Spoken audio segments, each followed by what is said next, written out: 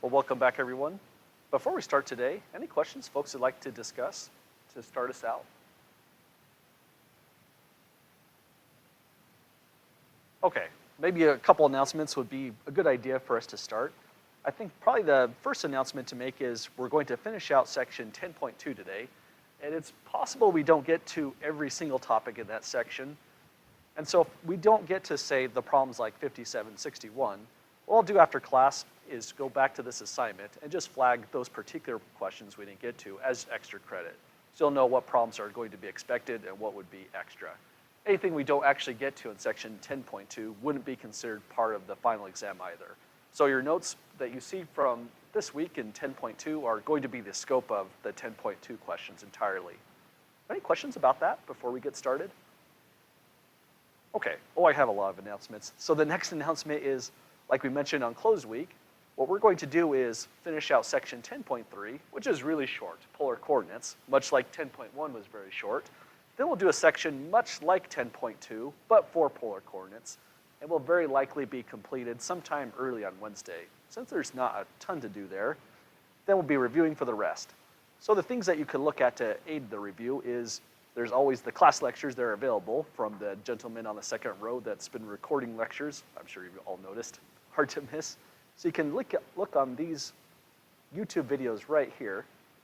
And if you missed a day, or if you just want to review something or try to find any mistakes, things like that, you're welcome to go over those videos, like and subscribe, those kinds of things. I think they'll be a very helpful resource for planning for the final exam. Any questions about that so far? Okay, other materials that you have for the practicing is the sample final exam problems. I'm going to be uploading more materials as we get closer. But as we discussed last class, we're going to change the actual situation for the allowable materials on the final exam to allow an 8.5 inch by 11 inch sheet of notes, which would be this size. So you can have this size notes, both sides, front and back, for the exam. And I'll include just a single-sided, like I've been doing across the exams 1 through 3, of certain notes as well.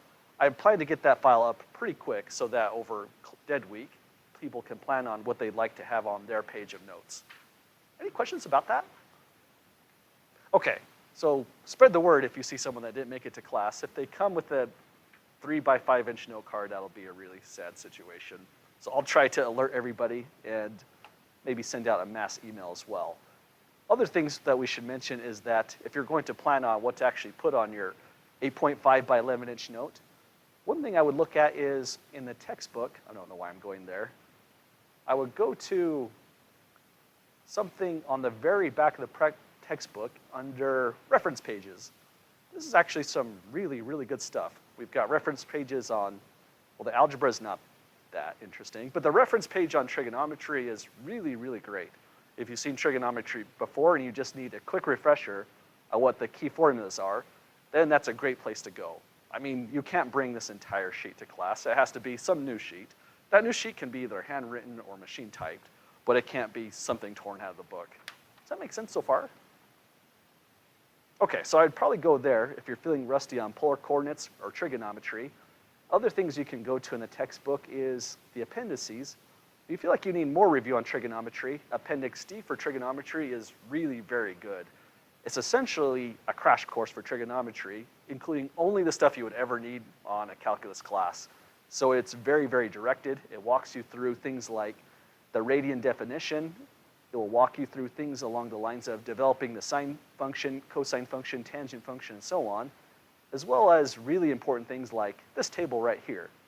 This will be an important table for the exam because once we get to 10.3, 10.4, we're going to be doing a good amount of trigonometry. So that's a very nice table to support us. And you can continue to read through these for just further practice on trigonometric topics. But any questions about that so far? Okay, I would say that's decent places to go to supplement your sheet with things like trigonometry. You could also go back to the reference pages. Under reference pages, you could take a look at table of integrals. I'm going to include a table of derivatives. So the table of integrals is entirely up to folks in the class.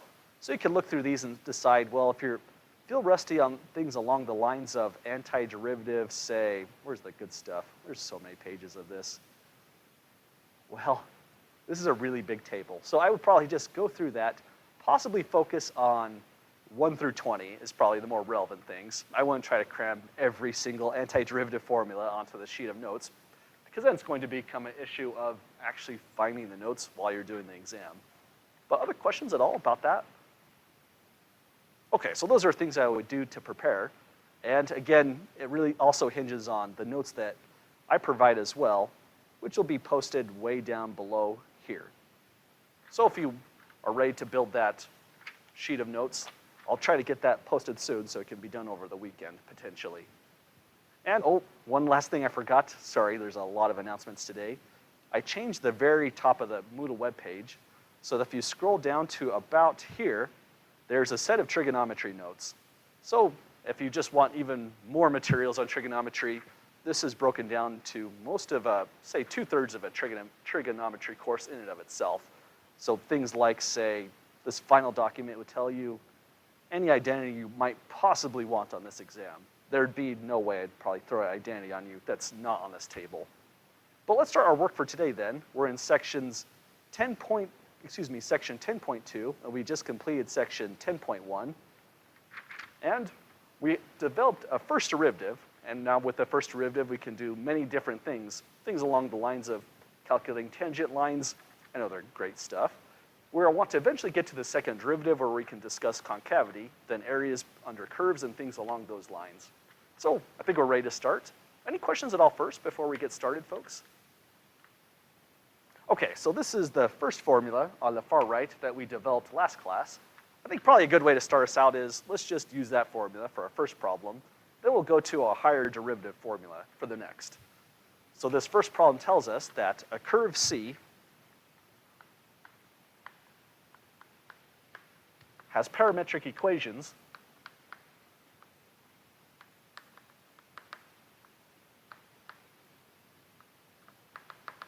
or is generated by the parametric equations. Let's go with has parametric equations, which are x equals t cubed minus 3t and y equals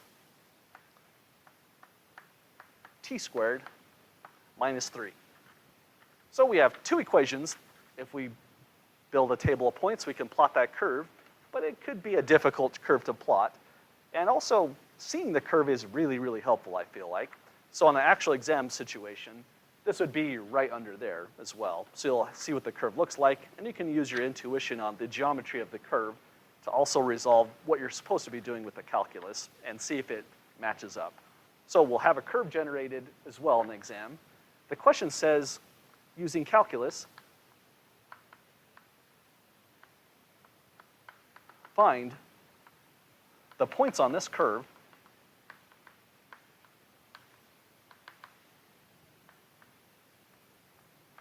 where the tangent line rather is horizontal and vertical. So this portion right here, using calculus, is saying we really do have to calculate the derivatives using the appropriate formulas. Even though if you look at the curve, you could probably just eyeball it. It's also trying to see if we can do it and be very, very certain we have the exact coordinates through calculus itself. Also, when I print these out on the exam, things like these units are really hard to come out just right. So you may not have perfect information on what the values are on the x-axis and y-axis. You can easily decide if your answer is appropriate based on things along the lines of, is my point in the right quadrant, for example, and things like that. Other questions about that before we get started? Okay, so this and what's up on the projector would be the statement of the full question. And if we want to calculate and find horizontal and vertical tangents, really we just need a first derivative as our only tool. And our first derivative tool is strange looking. It involves dy dt, dx dt in this particular ratio. But once you get the handle on how to use it, it's really quite rapid. We can say for our first step that dy dx is, first it says take dy dt in the numerator. So that'd be the derivative of this with respect to t, producing a 2t. Then the denominator, by our formula over there, says take dx dt in the denominator, and that would just come out as 3t squared minus 3. So we've done it. That's our first derivative. Now we need to break down the problem into two phases. First, we'll get all the horizontal tangents. But how many horizontal tangents are we expecting on this curve?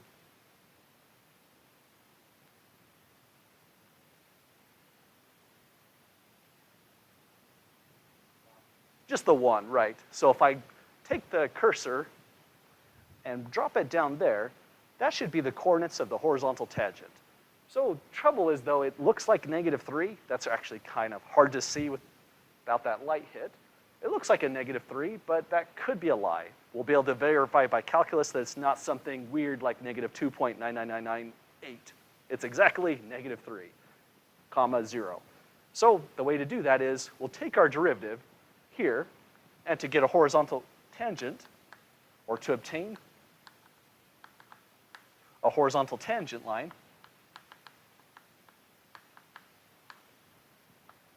tangent, note, this occurs when dy dx is 0. So that would be our equation for solving for any horizontal tangent, because a horizontal tangent line is a line with slope 0, and dy dx is our slope. So we could take this equation. It implies that 2t divided by 3t squared minus 3 must be 0. But the only way this entire fraction is 0 is if just the numerator, 2t, is 0 itself. So that's the only possibility. One way to think about that is setting this to 0 would allow you to clear the denominator by multiplying both sides by 3t squared minus 3. So all you have left is 2t equals 0. Then this says t itself is equal to 0, and we just about have it. Any questions to that step so far? Okay, when we're dealing with these kinds of curves, however, there's just so many variables going on. We have an x variable, a y variable. Both of them depend on a parameter t. Y also is a function of x at the same time. So there's lots going on. And that gives us really subtle things that happen with these kinds of work, because it says find the points on the curve where we have horizontal tangents, and we never found the point. All we found was the parameter, t is equal to 0. So never celebrate early with this stuff. We actually need the full xy point. But at this stage, really that's the whole purpose of the last section 10.1, to get the point that corresponds to this horizontal tangent where the cursor is. As soon as we found t is 0, we just plug it into x and into y. So we can say, for our answer on this one, a horizontal tangent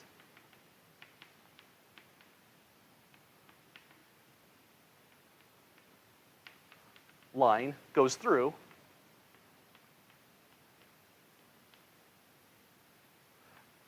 the point, which is, we take t is 0 and plug it in for x. You could write things along these lines. X of t is really t cubed, or yes, t cubed minus 3t, using function notation. So that means x of 0 is just 0 itself. Similarly, y of t is t cubed minus 3. So now we can say that y at 0 would be 0 squared minus 3. So we just get a -3. So lo and behold, it was exactly -3. But our intuition can be sometimes not quite fully accurate. So it's good to be able to do it through calculus and see that we have the exact value. Any questions with that so far? Okay, another thing we could do if you had this problem is we could analyze the graph and say we're expecting just one tangent.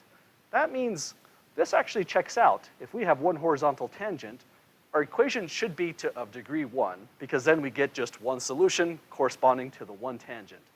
So note, to get the vertical tangents, how many would we have altogether on this curve? So yes, we have 2 vertical tangents altogether. And note that the denominator is of degree 2. So if I solve that polynomial equation, set equal to 0, I would get 2 solutions. So I have 2 values of the parameter t that would correspond to this point right here and this point right here. So if I didn't have degree 2 in my denominator, something is very, very fishy about that problem. Possibly I just made a mistake on the derivative. But any questions so far to that step? Okay, so now second phase, we want to obtain a vertical tangent. I'll just write briefly, vertical tangent. This occurs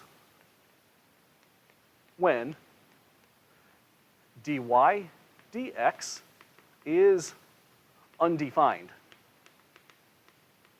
Because we'd be looking at a vertical line that has no notion of slope. That's the only kind of line that has no defined actual slope. But that means the only way that dy dx is actually undefined is if 3t squared minus 3 comes out as a 0 itself. So we can say that dy dx undefined immediately implies the parameter t must take on a value such that 3t squared minus 3 comes out as exactly 0 itself. So that's a nice equation to solve. It is polynomial of degree 2, but in this case, if there's a power 2 term and nothing else, just a constant term, I would just isolate t squared. We'll get 3t squared is positive 3, divide by 3, and t squared would be 1. Then, if you'd like to factor, you might have had a t squared minus, or t minus 1 times t plus 1. But in this problem, we just need to take the root. T is going to be equal to the root of 1, like that. Any questions with that so far? Is it correct? Exactly. We have to be really, really careful when we do this. Because it's degree 2 and because we took an even root on both sides of the equation, there are now 2 answers. And there should be 2 answers because we had degree 2, and it looks like there should be 2 vertical tangents. The curve I get would show all the relevant information. So if there really is just 2 tangents, that's what you would see on the sketch. So we would know, being provided a sketch like that, the curve is never going to wind around again, producing another vertical, or else I would have displayed it on the graph. So t has to be positive 1 or negative 1. Let me add that last step. And all we have to do is write out those 2 points to end the process. Does that make sense so far? Okay, so we can say that we have a vertical tangent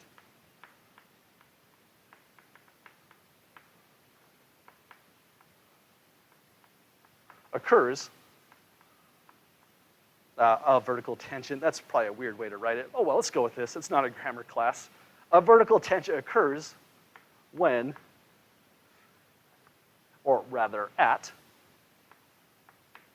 then we just give the 2 points to correspond to each value of the parameter. So we have to calculate x at 1 once again, x at negative 1, y at 1, and y at negative 1. That's really not too bad, since the functions themselves are not terrible to evaluate. So going down the line, x of 1 would be 1 minus 3, but keep in mind when you're tired, and dead week is next week, so just about everybody is tired, arithmetic is the first thing to go. So let me know if something looks horrible with subtraction there. So I have a negative 2 on the first one, so that was x at 1, and I'll put in a negative 2. So this point is going to correspond to when t is positive 1. I'll do y of 1 to get that second coordinate there. But any questions so far to this step? Okay, so now y at positive 1 means we're throwing positive 1 into the parameter t squared to get 1 squared minus 3. But that's just a 1 minus 3, so negative 2 again. So those are the values we will get when t corresponds to 1. But this is kind of a dangerous way to write this all out. Just make sure that this and this produce the right point. In other words, keep the parameter and the point all consistent so things don't get conflated. Then if we look at negative 2, that looks like, it looks like it checks out. That should be the right point. Now we're expecting a positive 2, negative 2 for the second point. Probably I would just fill that in because it looks like that ought to definitely be the case. If you did that, I would just assume that you did all this work mentally. But for the actual work, using calculus right here, you would have to have the derivative and show the steps solving the equation, producing the value of the parameter. So the t equals 0, the t equals positive or negative 1 would be required portions. Everything else I would consider scratch work. So if we took, say, -1, the second value of the parameter, for x, that would be -1 cubed. That's still -1. Minus 3 times -1, that's a +4. So that should be equal to 3. Are we expecting a 3? I've got a 3. Is that what everyone got on that one? So what did I do? Oh, I see what I did. That should have been a +3 right there. Does that look better? So that would give me a +2. So arithmetic is always the first thing to go when you're tired. So +2 should copy down there. So next, do y at -1. So carefully now, -1 squared is definitely a +1, minus 3, which is -2. So we should be at roughly coordinates +2, -2. And yeah, that looks like it checks out. So now we're able to calculate exactly where all vertical tangents occur and all horizontal tangents occur using this kind of process based off the first derivative.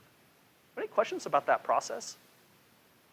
Okay, and then just as a quick guide to going through this process really efficiently, if you want a horizontal tangent, you're always taking 2t and setting it to 0. Whereas if you wanted a vertical tangent, you'd be probably a different color is appropriate there.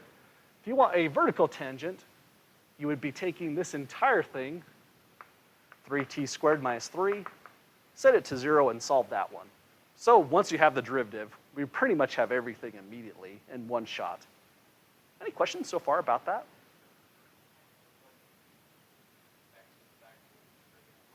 Yes, correct, yeah, for both x and y at the same time. Other questions so far about that? Okay, so let's next then go to higher derivatives. So this is one big theorem that we're slowly building, and we only had half of it. The next portion of the theorem is we would like to calculate the second derivative of y with respect to x. In Leibniz notation, if we want a second derivative, we'd use a superscript 2 to indicate that. So it's not d squared, it's the second derivative. Now it's the second derivative of y, and you could do some weird things in a calculus setting. You could do, say, first do dx, then do something else. You could do, say, dx, then dy, or dy, then dx. But in this class, we'll be doing dx2. So that just tells us we're taking the second derivative of y with respect to x each time. Any questions about that? Okay, so now let's figure out a process for getting through this. The trick for figuring out that formula is we just use a substitution. So we're going to say let uppercase y be equal to the first derivative, dy dx. That's really how a derivation should go. If I want the second derivative formula, I'll take the first derivative, I'm going to just call it y to make the process look nicer to my eyes, and differentiate that. We want to compute dy, where y is uppercase, dx. But note, we're trying to do the second part of this same theorem, and so the conditions of that theorem still have to hold. For example, in order to obtain this first derivative formula, we had to have C, the curve, parameterized by x and y, where y is a function of x and x is a function of t. But note, once you get that first derivative, uppercase y, dy dx itself is a function of x because we differentiate it with respect to x, and it also depends on t at the same time because x, we can calculate a derivative with respect to t. So uppercase y satisfies the original theorem, and we can feed uppercase y right in here.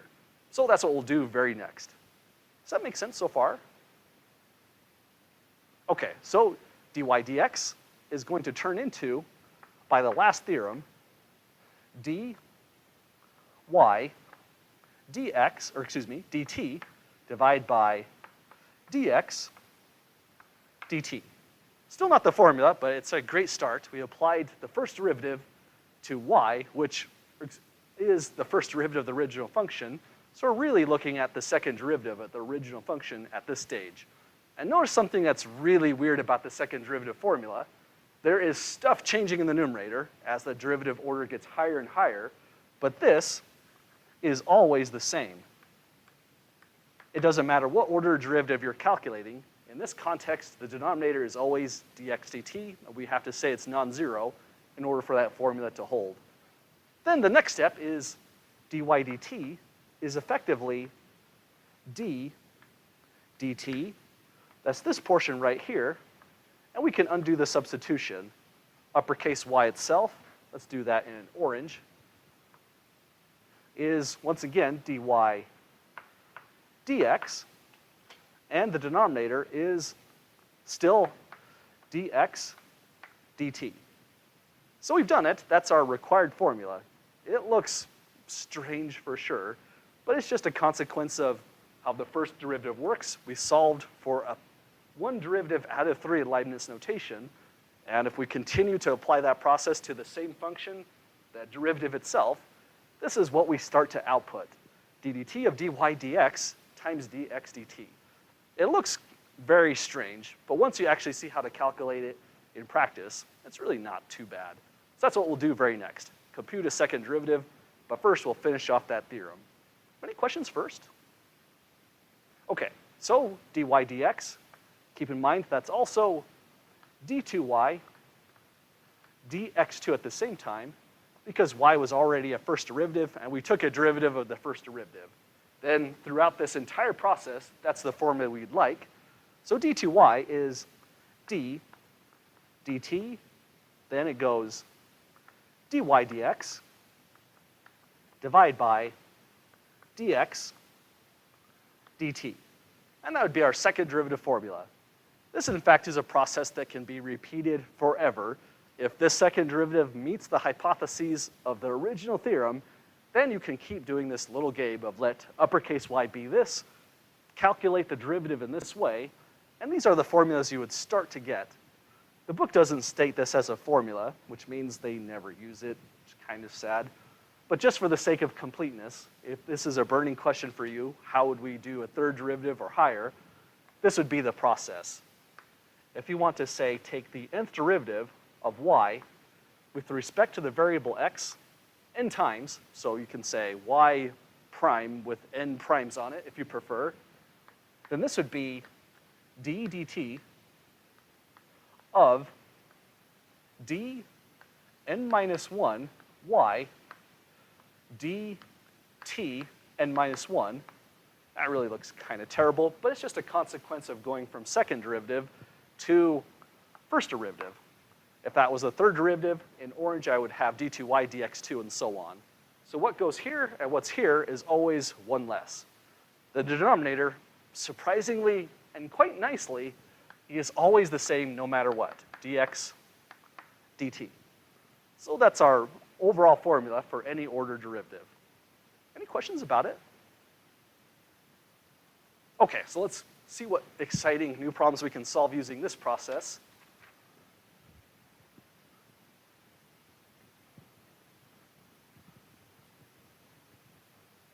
This problem says next to consider a curve C that can be described by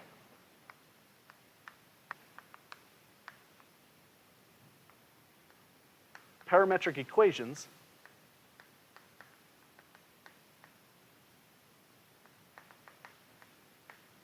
and those equations for this curve are going to be, let's go for x equals cosine of 2t,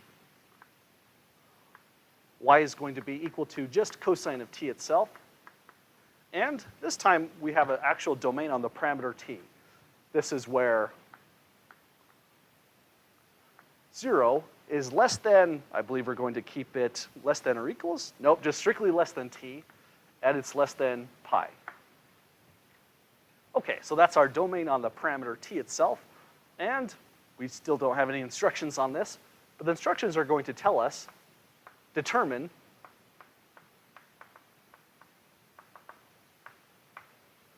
which values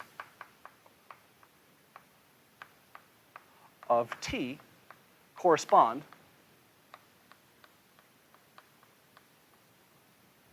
to where the curve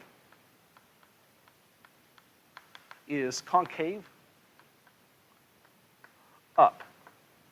So that's our whole problem. But probably what we should do next before we get too far ahead is let's actually graph the thing. So if we get an answer that says it's going to be concave up on a certain domain, then we'll be able to reasonably check to see if it actually makes sense. So let's see what this curve should be. If you're doing this online, Wolfram Alpha is a decent free way to do it. All you have to do is put in some curly braces or parentheses or brackets. Wolfram Alpha is a decent interpreter of whatever you would put in there. For my first coordinate, just put in the x value, which is cosine 2t. So I would go cosine, parentheses or brackets, I'll go with parentheses 2t, then give it a comma. If you put cosine t second, Wolfram Alpha will interpret that as being the y equation. So cosine 2t, cosine t, and we can say where 0 is less than t is less than pi. I don't know how to put in Greek letters, but if you put in pi, then with pi, it's probably going to know what you meant. But let's figure it out. So they say t from 0 to pi, so it's got the correct domain, and that's our curve. Sideways parabola, I would have never guessed that, but that is our curve. So we want to determine where it's going to be concave up and where it's going to be concave down. The sketch is helpful because where would you say it's concave up, for example? Would it be the top portion that goes this way or the bottom portion that goes this way for concave up? Yeah, it turns out it's the bottom. The way to see is if I put a tangent line at any point on the bottom, some of the tangent lines are hard to draw if the line gets horizontal. But if I put one, say, here, a tangent line at that location, the actual curve itself lies above my tangent line, and that implies concave up. Likewise, if you drew a tangent right here, the curve would lie below that tangent line, and that implies concave down. So it looks like there's some value here where we have an inflection point, and we need to discover what value of the parameter t corresponds to that actual inflection point. If we can find it, we'll determine where it's concave down by figuring out it's this portion of the curve here. So that's the process so far. Does that make sense to that step? Okay, so we have the statement of the problem, we eyeballed the graph, and we have an idea of where things are concave up or things are concave down. But what we can next do is just use the second derivative test for concavity. The second derivative test for concavity would say we are concave up implies d2y dx2 is positive. If that's the case, that implies concave up. Does that make sense for that so far? Okay, then really that's the whole reason we need the second derivative to do this problem to start it off. So let's start with computing dy dx and then d2y dx2. If we could get through those two processes, then I would say that that's about half the entire problem itself. Any questions at all then before we give it a try? Okay, first thing to do is calculate dy dx. So dy dx, by our formulas, was first dy dt. So we pick the y coordinate, differentiate with respect to t, and that produces a negative sine t. Then we do the same thing for the denominator. We take the derivative of x with respect to t. That would give us a negative sine 2t this time. But we have a chain rule situation where you have to also multiply by the derivative of 2t to get the 2 there. So that's our dy dx. Any questions about it so far? It looks like it simplifies a little bit, and it's always a really great idea to simplify it as much as feasibly possible. Any step that we neglect to simplify is going to make this really, really horrible. So if you're taking an exam or doing a homework problem, and this looks like it's becoming just a complete mess, it may be just because we didn't simplify something in the problem. And the simplification on this one is subtle. I mean, first the signs cancel, but we also have sine t in the numerator, and sine 2t right here can be simplified. So anyone happen to know the identity for sine 2t? Let me write it down over here. Sine 2t for the double angle formula identity would be First a 2 comes out. Anyone know the rest of it? Already been a while for me. That was chapter 7 in trigonometry. We're close. There is a cosine of t, and then 1 extra bit. Very, very close now. Exactly, yeah. So sine of 2t is 2 cosine t sine t. So that may or may not cause a simplification, but if you're dealing with trig, then anything that could potentially be an identity can possibly really save the problem. So once again, a really good resource would be the trigonometric identities on the very top of the Moodle page, which has everything. But this was an exam problem. Probably I wouldn't throw random double angle formulas at you. I would probably mention in the problem itself that this is a handy formula you might want to use at some point. But knowing how to use it is also really important, so that's the purpose of slightly harder problems on the homework as well. So now we have a cancellation, just a sine t here. There was a 2 already. I'll click copy it blue. Then sine 2t is times 2 sine t cosine t. And it looks worse, but we do have a simplification. Sine t cancels finally. But any questions to that step? Okay, so we have a 4 altogether just because of the chain rule. Then everything that's in this bracket carries over this way by that identity. And now sine t's are gone. And this becomes 1 over 4 cosine t. I mean, 1 over 4 cosine t is okay, but it still simplifies. Anyone see a way that can simplify?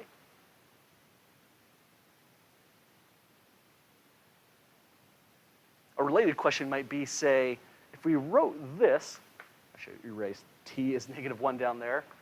It's the same as 1/4 times 1 over cosine t. Then this would be 1/4 times which function really? That's just easier to work with if we're taking derivatives. Exactly. So if we take 1 over cosine t and write this as a secant t, then the next step with the second derivative is just a little bit easier. So all of these are definite quality of life improving tactics so far.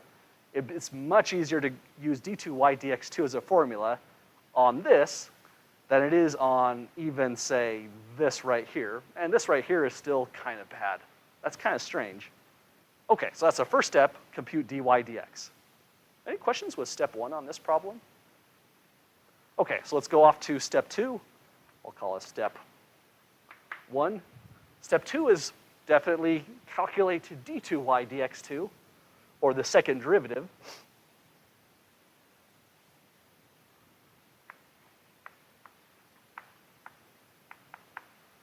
And that's where this gets a little bit interesting, but we also want to mention the freebie we have in this problem. So first, the numerator is involved. It's going to be well, it's not exactly involved, d dt, because we did some decent simplifications. We take d dt of dy dx. But notice we've already done dy dx. So we just take this entire result and throw it into the numerator. That's going to be differentiated with respect to t. So we have 1/4 of, that was a secant t. So that's the numerator. What would be the denominator on this thing?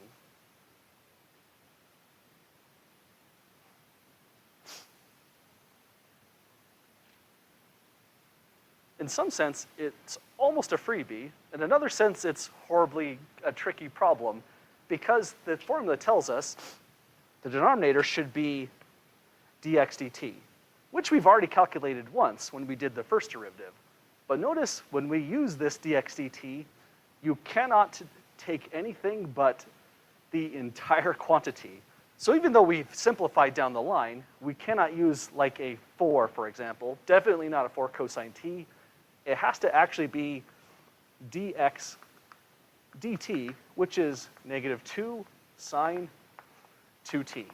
So the simplification helped. However, you have to grab the original dx dt. But the good news is we've already calculated it. We just know we must carry it over exactly here. It comes in as -2 sine of 2t. No harm bringing in, say, 4 sine t cosine t, but it can't be just for cosine t. The cancellation would give us the incorrect value over there, which I think is really easy to miss on these. Any questions so far to that step?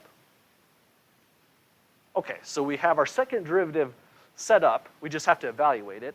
So the first thing we could do is say the 1/4 can be factored out. Since the derivative of the constant is the constant, 1/4 times that derivative. So I'll have 1/4 times, now it's the derivative of secant, but that becomes secant t times tangent t, right, like that. And down below we have -2 sine of 2t. So that's our equation so far.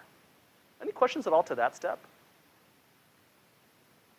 Okay, then let's also simplify this as much as feasibly possible, because what we have to now do is solve this process. We have concave up precisely when the second derivative is positive, and that is our second derivative. So we're now going to simplify as much as possible so we can solve the inequality. First, we can say that this is the same as -1/8 times secant t, tangent t, and sine 2t, this portion right here in the bracket, becomes once again 2 sine t times cosine t. Okay, so we have a bit of a mess, but if we simplify the trigonometric quantity here, possibly it's going to be easy to work with in the inequality. So let's see, next thing to do is, I guess we can consolidate -1/2 with the 2, or -1/8 with the 2, to get -1/16. Then, from here on out, probably I would just try to write everything in terms of sine and cosine and simplify from then on. Does that seem okay to folks so far? Okay, so I don't see any great identities to simplify this any further. So I'd write the secant t as 1/cosine of t times tangent t is sine t, divide by cosine t again. Then down below, we have 2 sine t cosine t. Oh, but we already consolidated the 2 with the 8. So just a sine t times a cosine of t. And we're going to need a new line, it looks like. So next line, we can say that this is -1/16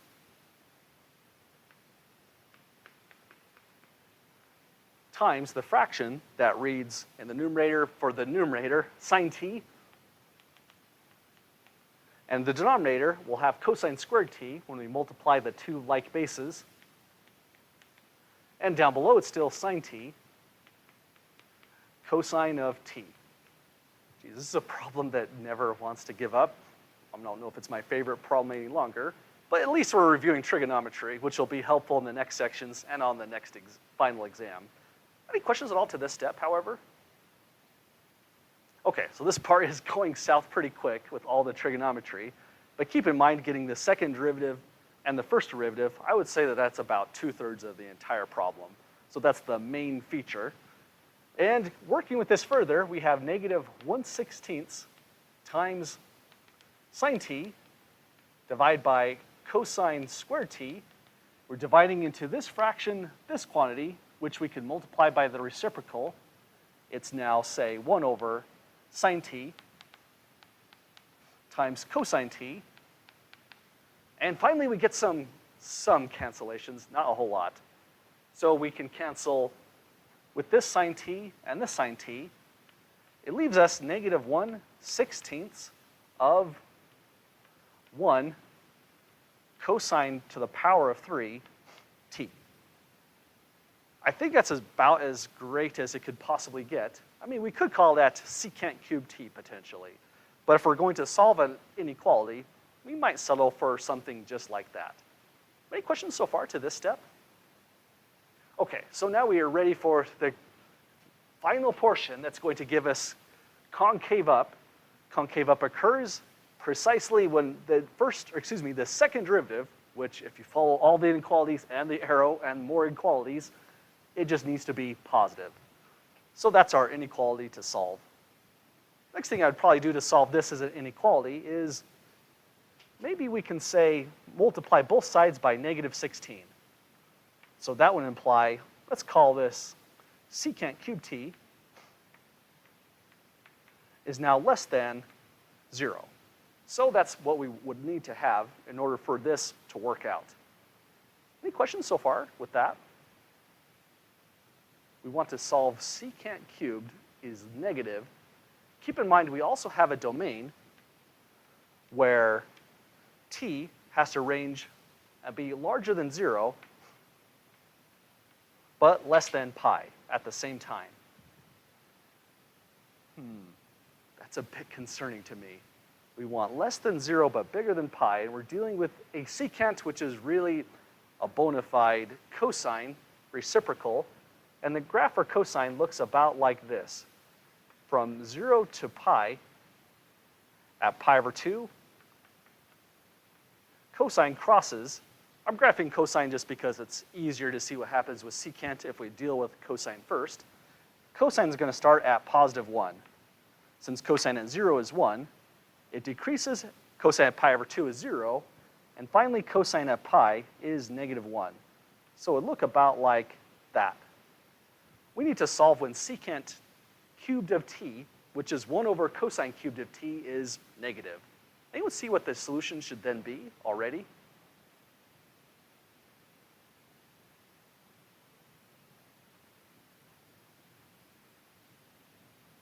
It turns out there is some solutions to this one, because cosine itself, this is the graph for, I should have labeled it, y is cosine x. Y is cosine x becomes negative when we're beyond pi over 2 and up to pi. It reaches its minimal value of negative 1 right at pi itself. So we can say that cosine x is negative when we are at pi over 2. We have to be bigger than pi over 2 and less than pi. That means 1 over cosine would still be negative in that domain, and 1 over cosine cubed wouldn't change the value. If it was squared, however, that would definitely mess things up, because squaring here would force everything positive. So the fact that that's an odd exponent means, hey, we're actually getting things to work out. Any questions to that step so far? Okay, so this now tells us by the graph of cosine, we're trying to get secant cubed negative. That occurs on this domain right here. So we can finally summarize to say we are concave up when pi over 2 is less than t, which is also less than pi. That was a bit of a nasty problem. Sorry, that took the entire chalkboard, except for the bit on the very far right. But one thing we might be very concerned about here is, did we actually answer the question? For example, if I go back to the actual sketch, we want to say that we're concave down from here all the way to here. And so there's various things we could do if you had extra time on the exam to double check this work. But also note, we're not going to give a domain for the x-axis because it says determine which values of t. If it said what is the domain of x for which the curve is concave down, that would have been an extra process. So this is probably how I would ask it on the actual final exam, because it just expedites what's already a pretty long process. I'll leave it up to folks. Should we do a couple more things further just to verify if we really have concave down on the right portion? How about just a quick check? So if I pick a parameter of t between pi over 2 and pi, so let's say t is just something convenient. Then I want to say when t is pi over 4, xy is something, something, and I'm expecting the point to be somewhere out here because this is where we asserted concave up. So if my test point is somewhere up here, then I guess we have to redo the problem or something, or go to another problem. So let's hope we have something down there. There's already a lot of drama in this problem, so let's see what happens. I'm most concerned about the y-coordinate. In other words, I'm not as concerned about the x-coordinate, and a rapid check for this. So let's go to the original equations for the curve, y equals cosine x. At pi over 4, y is going to be equal to cosine of pi divided by 4. So then y is going to be equal to the square root of 2 divided by 2. Oh, thank you. I was a little bit concerned with this as a check. I was needing negative. So thank goodness we don't have to redo the problem. We're going to be greater than pi over 2, less than pi. A better picture for this is, here's pi over 2, here's pi, and if we want to be in between, a nicer value is maybe 3 pi over 4, right? That is way better. So this is an invalid check. Let's let t be 3 pi over 4. I'm still mainly concerned on the y-coordinate. It should be negative. And cosine at the corrected value, 3 pi over 4, is very similar as it would have been at pi over 4. That's the cosine value down there, which is square root 2 over 2. If we go over here, that's nothing but a reflection. This is negative root 2 over 2. That means that the y-coordinate is on the bottom curve, and the check is complete. So there's a negative there, negative root 2 over 2. I mean, this is not full evidence that we did it perfectly, but it is really good numerical evidence. We're at least in the right track. Probably we did it right then. But any questions about any of that so far? That problem went a little bit longer than I expected, thanks to the trig, but that's probably the biggest takeaway for the trig is the function evaluations like these that we just did, also working with things along the lines of just converting between, say, cosine and secant and things like that can be very, very important, and the simplifications we made. But let's go off to maybe a slightly different kind of problem next. Any questions at the moment first? Okay, so we have about enough time for one last problem, so I'm going to leave it up to the class. For the last problem, we can find the area under a parameterized curve, we can find a length of a parameterized curve, or we could find the volume of revolution when we revolve a parameterized curve, say that one, about the x-axis. So what sounds coolest? Length, area, or volume? Length, I think that sounds like a great one. So we'll do length. That'll be the last problem here. And that means for section 10.2, we probably won't do this problem right here. I believe that one is volume. I'm not sure if I asked an area question. I think this one is length, but I'll verify that, and I'll post whatever questions we didn't quite get to as extra credit. So this final thing we're going to do is length, and it's going to start off the same way. Let the curve C be described parametrically by xy, where y is a function of x, and x is a function of t. We need a little bit extra in our theorem. We're also going to insist that our curve is traced out exactly once as t varies across its parameter. Mainly because if we do something that goes like this, say, we had a curve that's a figure 8. If we let the parameter t be all real numbers, that figure 8 is continuing to trace over itself forever. And so we may have the wrong interpretation when we say length of curve. So instead, we're going to say, also assume that the curve is traced out exactly once as t varies from alpha to beta. We usually use Greek alpha beta to correspond to the parameter t to differentiate it from things like x and y at the same time. Okay, so that's our setup so far. Now we can say then the length of C is L equals a definite integral from alpha to beta. And one thing that we did way before, this was section 8.1, so that was a long time ago, months ago. In section 8.1, the formula would have looked like this, but please don't copy this is incorrect. We're going to make a change on it. It looked about like that. dy d something, and I'll fill that in. And our problem will have a dt right there.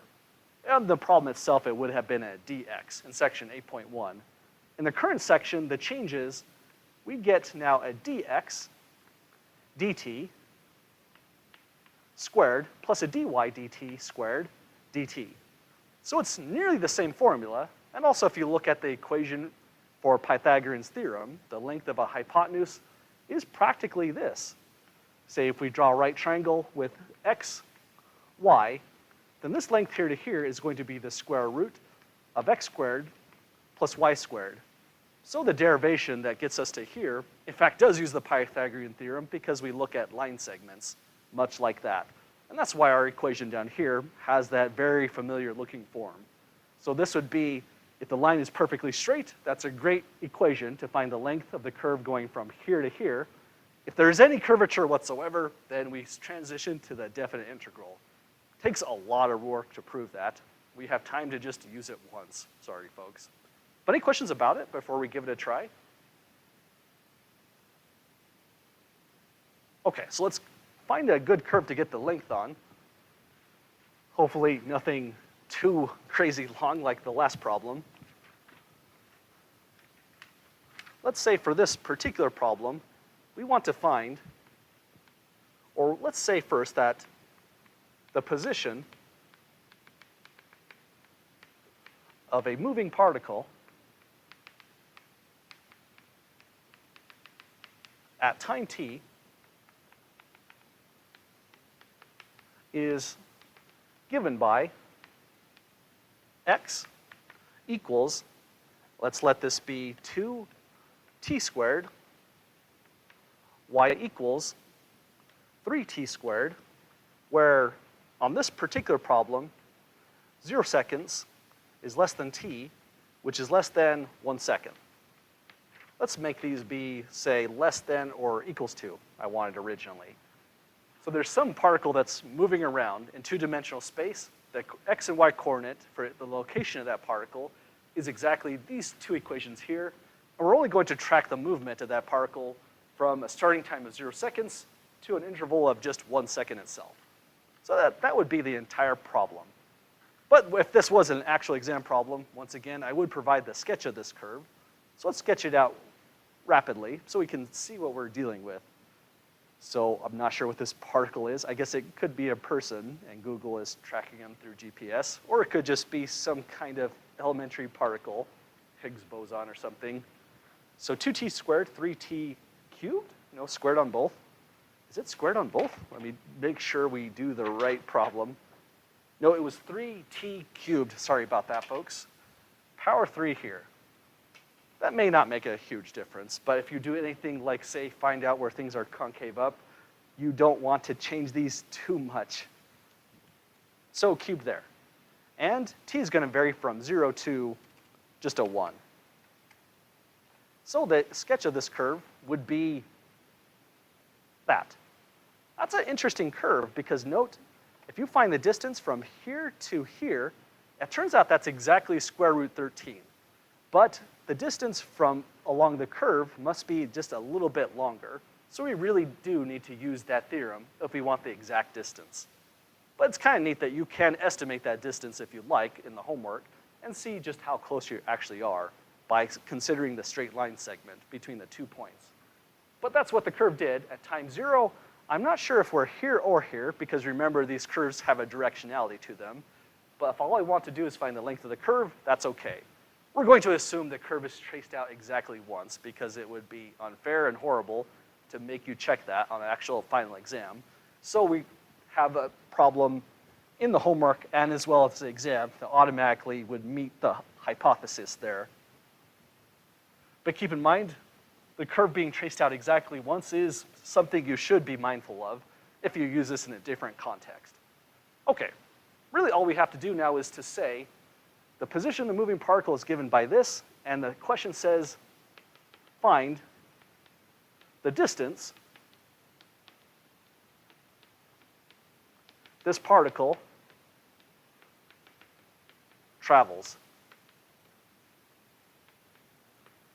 So that's our nice application to all this stuff so far. Then we need to do all of this. If you think back to what we did in, say, 8.1, 8.2, algebra was our enemy. So I'm just going to start inside and slowly build up until we have the entire integral. That way I'm not carrying this entire thing line by line, which is a tremendous amount of copying.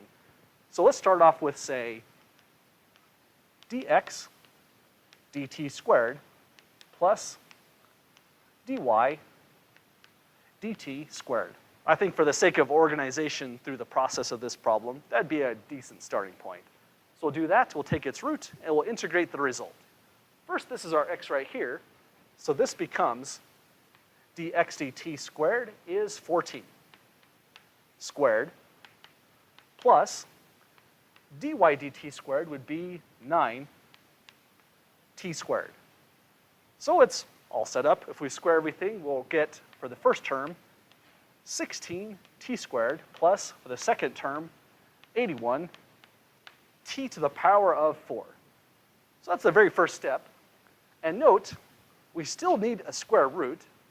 So let's just draw it in. Why not? The square root of all of this turns into the square root of all of this, which turns into the square root of all of that, and we can simplify from then on out. Any questions so far? Okay, if I was going to simplify that, factoring is a really great idea. Look for the greatest common factor inside. 81 is a power 3, and 16 is a power 2. So at best, we can factor out t squared. And factoring with square roots is not too bad. We can write this as the square root of t squared times the square root of 16 plus 81 t to the power 2. Let's not make a mistake right there. We'll never get through that problem. T to the power 2 next to the 81. So if you multiply the two roots together, then this t squared can distribute through the second root. The square root of t squared is the absolute value of t, but t is in the domain from 0 second to 1 second. So the absolute value of t is just t in this problem.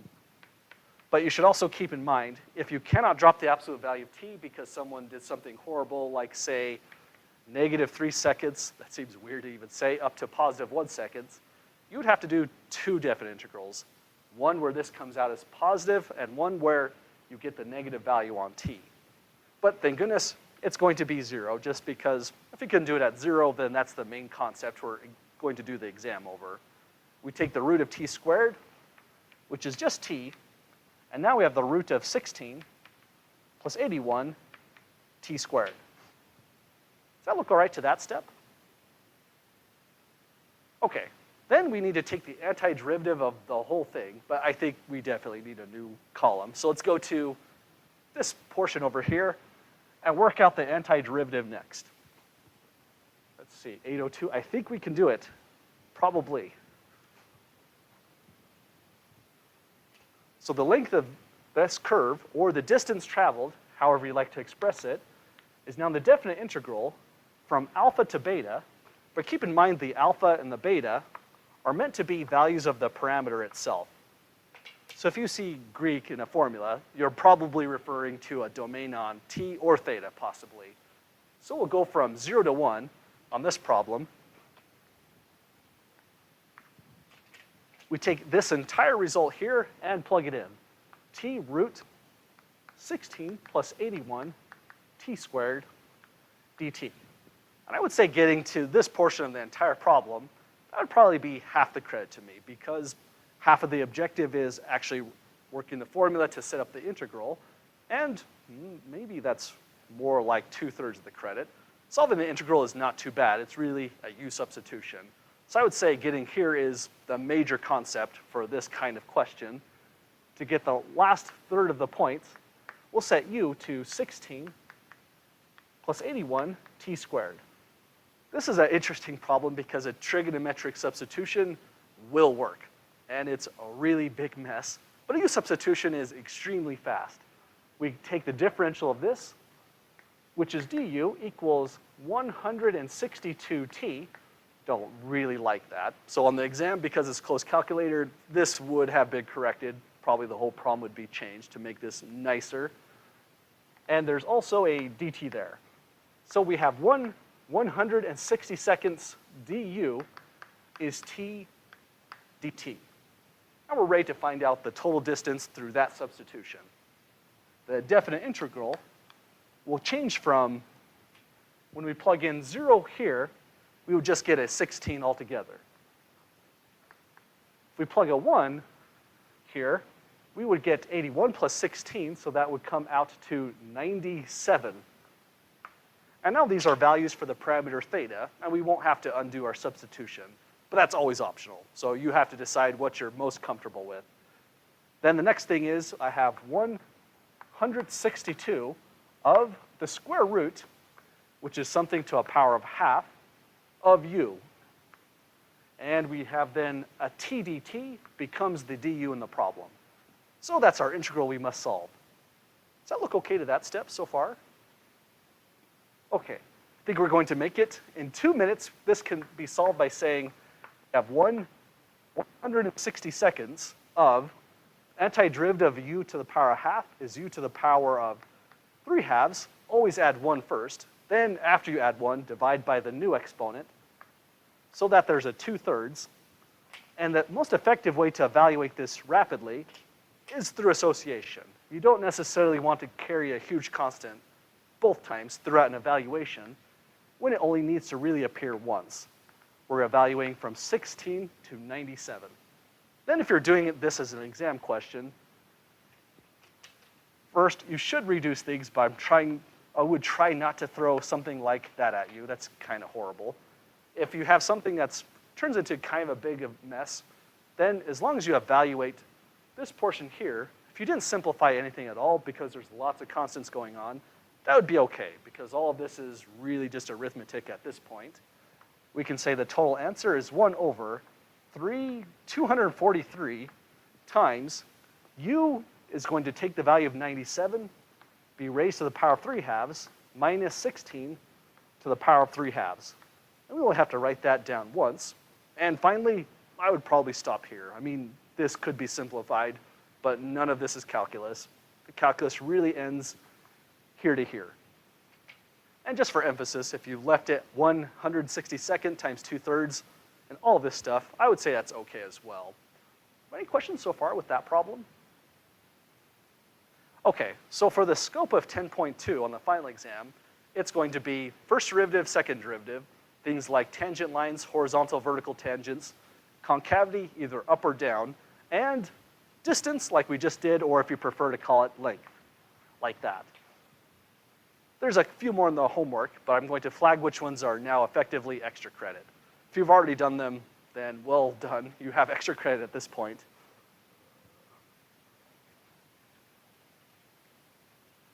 Well, have a good weekend, folks. We'll have classes still on closed week. If you have questions, feel free to just hang around.